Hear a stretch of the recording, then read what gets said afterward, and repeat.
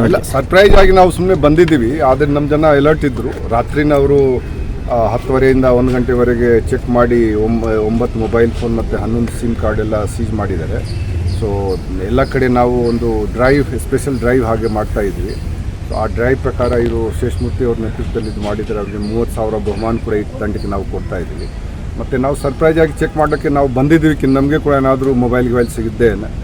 ನಮ್ಮ ದುರ್ದೈವ ಹೇಳಿ ಅಥವಾ ಏನು ಹೇಳಿ ಸುದೈವ ಹೇಳಿ ಯಾವುದು ಮೊಬೈಲ್ ನಮಗೆ ಸಿಕ್ಕಿಲ್ಲ. ನಾವು ಸುಮಾರು 2 ತಾಸಲ್ಲಿ ಚೆಕ್ ನಾವು ಮಾಡಿದ್ದೀವಿ. ಮತ್ತು ಬಹಳಷ್ಟು ಯಾರು ಕೈದಿಗಳು ಇದ್ದಾರೆ ಅವ್ರ ಜೊತೆಗೆ ಮಾತಾಡಿದ್ದೀವಿ. ಅವ್ರದ್ದು ಕೆಲವು ಅಹವಾಲುಗಳು ಇರ್ತದೆ, ಕೆಲವು ಸಮಸ್ಯೆಗಳು ಇರುತ್ತೆ, ಅದು ಕೂಡ ಸ್ಪಂದಿಸಿದ್ದೀವಿ.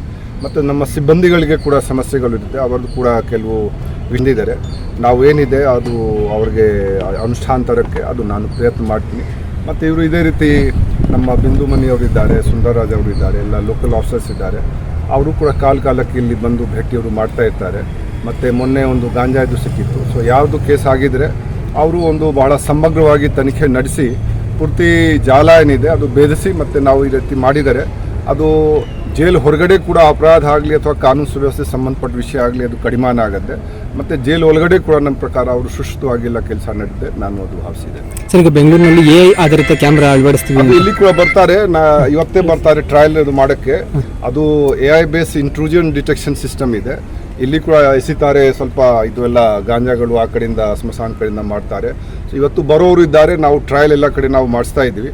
ಇಲ್ಲಿ ಕೂಡ ನಾವು ಅಳವಡಿಸ್ಲಿಕ್ಕೆ ನಾವು ನೋಡ್ತೀವಿ ಈಗ ಯಾವ ರೀತಿ ನಾವು ಮಾಡ್ಬೋದು. ಸೊ ಟ್ರಯಲ್ ಬೇಸಿಸ್ ಮೇಲೆ ಮೈಸೂರು ಕೂಡ ನಾವು ನೋಡ್ತೀವಿ. ಮೈಸೂರು, ಬ್ಯಾಂಗ್ಳೂರು, ಬೆಲ್ಗಾಂ, ಕಲಬುರ್ಗಿ ಇದು 4 ಈಗ ಇದೆ. ಬೇರೆ ನಾವು ನೋಡೋಣ, ಅದರಲ್ಲಿ ನಾವು ಮಾಡ್ಬೋದು. ಅದು ಬಿಟ್ಟು ಬೇರೆ ಏನಾದರೂ ಭದ್ರತೆಗೆ ಸಂಬಂಧಪಟ್ಟಂಗೆ ಏನಾದರೂ ಸುಧಾರಿತ ವ್ಯವಸ್ಥೆಗೆ ಸೂಚನೆಯನ್ನು ಕೊಟ್ಟರೆ ಸರ್?